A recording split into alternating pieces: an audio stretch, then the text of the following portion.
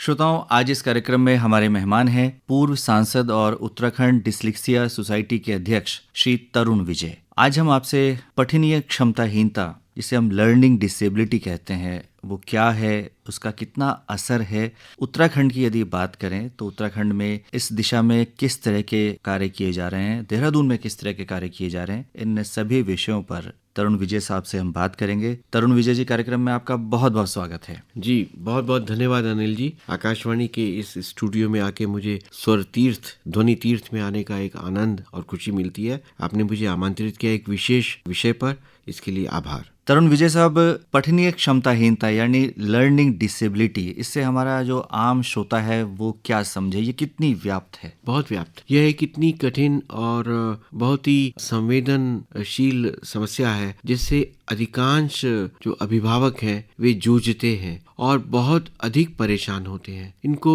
हम dyslexia, autism और इस प्रकार के नामों से भी जानते हैं। प्रत्येक 10 में से एक बालक ऑटिज्म या डिस्लेक्सिया से प्रभावित होता है। यह एक प्रकार से विशेष क्षमता के वर्ग में आता है और इसके कारण इसे एक रोग अथवा कमजोरी के रूप में नहीं देखा जाना चाहिए। दुर्भाग्य से हमारे समाज में इसके बारे में एक जानकारी का बहुत बड़ा अभाव है। हम जानते हैं बिल गेट्स हुए हैं, आइंस्टीन हुए हैं, अमेरिका के राष्ट्रपति बिल क्लिंटन हुए हैं, भारत में विश्वनाथन हुए हैं, ऐसे अनेक महापुरुष हुए हैं, बड़े लोग हुए हैं जो लर्निंग डिसेबिलिटी के प्रारंभ में एक शिकार रहे हैं। और एप्पल के जो संस्थापक हैं वे भी लर्निंग डिसेबिलिटी के बहुत से प्रभावित रहे हैं। तो यह कोई एक रोग या जिसको कहते हैं कि जिससे दूर हटने की बात कही जाए, ऐसा नहीं है, लेकिन लोग पहचानते नहीं है और इस कारण बच्चों पे बहुत खराब असर पड़ता है। मैंने ऐसे माँ बाप देखे हैं जो अपने बच्चों को बहुत पीटते थे। हैंगर से एक माँ पीटती थी क्योंकि वो होमवर्क नहीं कर पाता था। क्लास में बाकी बच्चों के साथ में वो कम रहता था। स्पेलिंग आप HOME लिख रहे हैं तो HMOE लिख देता था, HEMO लिख देता था। यह सामान्यतः पाया जाता है। बच्चे पर कितना खराब असर पड़ता है इसकी हम कल्पना भी नहीं कर पाते और इसके लिए कहीं कोई सलाह, परामर्श, दिशा दर्शन देना, इसके लिए बहुत बड़ी कमी है समाज में। अनिल जी, आप देहरादून में हम बैठे हैं। देहरादून में अनेक संगठन इस दिशा में काम कर रहे हैं, लेकिन देहरादून से आप 25 किलोमीटर दूर जाएंगे, क्या मिलेगा आपको? एक संगठन, एक संस्था, एक कार्यालय, एक क्लिनिक आपको इस दिशा में नहीं मिलेगी। पहाड़ के बच्चे कैसे करेंगे? पहाड़ के अभिभावक कहाँ जाएंगे? इतना वे एक प्रकार से चट्टानी दीवार से माथा पटकने जैसी परिस्थिति हो जाती है। और हमारे किसी राजनीतिक कार्यक्रम के राडार पर हमारे जो दिव्यांग बच्चे हैं या विशेष क्षमता युक्त बच्चे, जिन्हें चिल्ड्रन विद स्पेशल नीड कहते हैं, ये आता नहीं है। क्यों? क्योंकि ये स्वरहीन है, इनकी आवाज नहीं है, इनके लिए कुछ करने से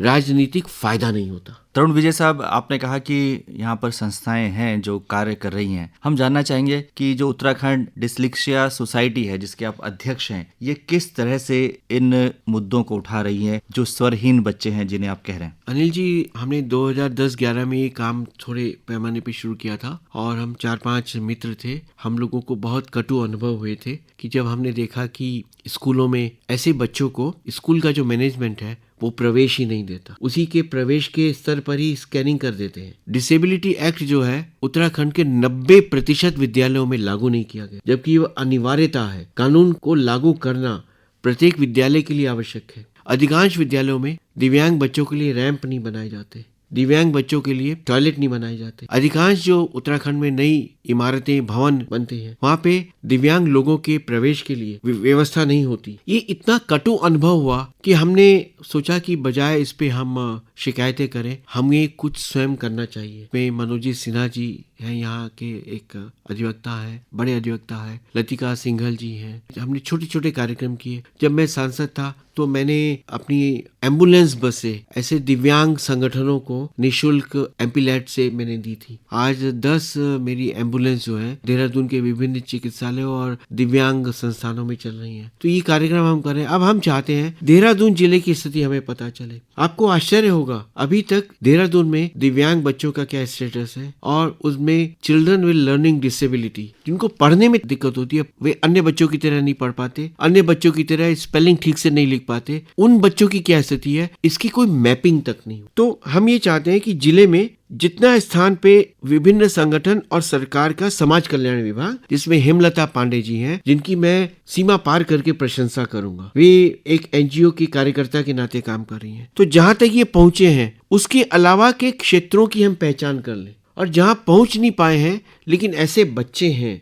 वहां तक हम पहुंचे। इस कार्यक्रम का और हमारे संगठन का भी अब यह एक उद्देश्य है। तो इस दिशा में कौन कौन सी योजनाएं इस समय सरकार की हैं और आप लोग क्या कर रहे हैं? सरकार की बहुत सी योजनाएं हैं। उन्होंने देखिए 25 सितंबर को दीनदयाल उपाध्याय जी का जन्मदिन है। वे एक बहुत ही आत्मीय व्यक्ति थे और उन्होंने समाज के जो दीनहीन लोग हैं, गरीब हैं, अंत्योदय का उन्होंने पक्ष रखा और एकात्म मानव दर्शन प्रस्तुत किया, जो पश्चिम से अलग है, कि अर्थात एक ही व्यक्ति का दूसरे व्यक्ति के साथ में आत्मीयता का संबंध बने। यह जो कार्यक्रम है, यह उस आत्मीयता के छंद को, आत्मीयता के रंग को आगे लाता है। सरकार के कार्यक्रम है, उसमें दीनदयाल उपाध्याय रिहैबिलिटेशन स्कीम है, दीनदयाल उपाध्याय दिव्यांग जन सहायता के कार्यक्रम है। सरकार ने भी दीनदयाल उपाध्याय जी के नाम पे विकलांग जनों के, दिव्यांग जनों की सहायता के लिए ऐसी लगभग 50 योजनाएं की हैं, जिनमें उनको व्हीलचेयर मिलता है, जिनमें उनको पहचान पत्र मिलता है, जिनमें उनको राष्ट्रीय आइडेंटिटी कार्ड मिलता है, जिनमें उनको राष्ट्रीय स्तर पे विभिन्न प्रकार की योजनाओं में तथा सरकारी नौकरियों में भी विशेष वरीयता मिलने में सहायता मिलती है। जैसे अब कोविड का जो वैक्सीन लगा, इसमें भी उनको प्राथमिकता देना, वरीयता देना, इसके लिए सरकार ने आदेश जारी किया। तो नरेंद्र मोदी जी के नेतृत्व में, जिन्होंने वास्तव में एक नया शब्द दिया, दिव्यांग जन को उन्होंने पॉपुलर किया, तो उनके मन में अपने जो चिल्ड्रन विद स्पेशल एबिलिटीज हैं बच्चे, उनके लिए बहुत दर्द है। अभी आपने पैरा ओलंपिक्स के कार्यक्रमों में भी देखा होगा कि जो हमारे विशेष सक्षम खिलाड़ी थे, उन्होंने पैरा ओलंपिक्स में अनेक खिताब जीते, अनेक पदक जीते। तो पहले प्रधानमंत्री हैं जिन्होंने उनको बुला के उनके साथ बातचीत की, उनके साथ चाय पानी पी। तो ये कार्यक्रम केंद्र सरकार बहुत बड़े पैमाने पे कर रही है। आपकी संस्था 25 सितंबर को क्या कुछ खास करने वाली है? जी, 25 सितंबर को हमने देहरादून के लगभग 15 संगठन आमंत्रित किए हैं, जो दिव्यांग जन के बच्चों के क्षेत्र में काम कर रहे हैं। उनका जो ये समावेश विमर्श होगा, इसका उद्घाटन देहरादून के बहुत ही संवेदनशील डिस्ट्रिक्ट मजिस्ट्रेट है, डॉक्टर आर राजेश कुमार, उन्होंने तुरंत इसका उद्घाटन करना स्वीकार किया है। समाज कल्याण विभाग के जो सचिव है श्री फनई, वो मिजोरम से है, और अधिकारी है हेमलता पांडे जी, यहाँ के डिसेबिलिटी कमिश्नर है प्रदीप रावत जी, लतिका राय फाउंडेशन है। इन सब के लोग इसमें आकर शामिल होंगे। तो ये पूरा विमर्श दिन भर चलेगा, चर्चा करेंगे क्या योजनाएं चल रही हैं, किनमें क्या कमी है, वहाँ बच्चों को और उनके अभिभावकों को क्या समस्या आ रही है, सरकारी योजनाओं में क्या परिवर्तन किए जाने चाहिए, तथा देहरादून में अगले 1 वर्ष में क्या कार्य योजना बननी चाहिए, इसका निर्धारण 25 सितंबर के इस Dehradun dialogue on children with special abilities, children with learning disabilities, इसमें होगा। तो इसका वेन्यू कहाँ पर यह बहुत ही सुंदर जगह है। देहरादून में सुद्धोवाला के आगे झाजरा गांव है। झाजरा बालाजी हनुमान मंदिर के सामने है। विज्ञान धाम आपने सुना होगा, उसके ठीक सामने वनवासी आश्रम है, जहाँ पे वनवासी बच्चों का, जनजातीय बच्चों का विद्यालय है। वहीं पर इसका कार्यक्रम हो रहा है, Dehradun dialogue on children with learning disabilities. 10 बजे प्रारंभ होगा और 4 बजे तक चलेगा। 25 सितंबर को शनिवार है। इसमें पूरे जिले से ही नहीं, प्रदेश से भी बहुत प्रमुख विशेषज्ञ आएंगे दिव्यांग बच्चों के बारे में, और बच्चे जो लर्निंग डिसेबिलिटीज के हैं उनके बारे में विमर्श करेंगे। निश्चित तौर पर इस विमर्श में जो चीजें निकल कर आएंगी, वो जो विशेष सक्षम बच्चे हैं उनके रिहैबिलिटेशन में और उनके उन्नयन में बहुत ही कारगर सिद्ध होगी, ऐसी हम उम्मीद करते हैं। अब हम आपसे जानना चाहेंगे कि एक अभिभावक की, माता पिता की और समाज की इन विशेष सक्षम बच्चों के प्रति क्या भूमिका होनी चाहिए? अनिल जी, आपने बहुत ही दर्द भरा एक विषय छेड़ा है। जो पहाड़ के अनेक अभिभावक हैं, वे अपने दिव्यांग बच्चों के कारण इतना मानसिक संताप और कठिनाई में आ जाते हैं कि वे अपने बच्चे हर की पैड़ी पर छोड़ जाते हैं। वे बच्चे देहरादून के मानसिक स्वास्थ्य चिकित्सालय में छोड़ जाते हैं। उनको पता नहीं होता कि वो क्या करे, और उन बच्चों को हमारे सरकार के जो संगठन है वे अपने संरक्षण में लेते हैं। अब सोचिए उस बच्चे पे क्या जाती है। माँ किस हृदय से अपने बच्चे को हर की पैड़ी छोड़ के जाती है, और किस संताप के कारण वह मानसिक स्वास्थ्य चिकित्सालय जो सेलाकुई के पास है वहाँ छोड़ के जाती है। वहाँ कोई जाते नहीं है। वहाँ की व्यवस्था में भी अनेक सुधार करने की आवश्यकता होती है। ये इस कारण होता है क्योंकि इन बच्चों के बारे में सामान्य जानकारी का अभाव। इन बच्चों को एक प्रकार से बोझा कलंक ऐसे समझ लिया जाता है। पड़ोसी क्या कहेगा ये समझ लिया जाता है। हमारे विद्यालयों में इंक्लूसिव एजुकेशन नहीं दी जाती, एक्सक्लूसिव एजुकेशन दी जाती है, जबकि भारत सरकार का कानून है कि इनको इंक्लूसिव एजुकेशन दी।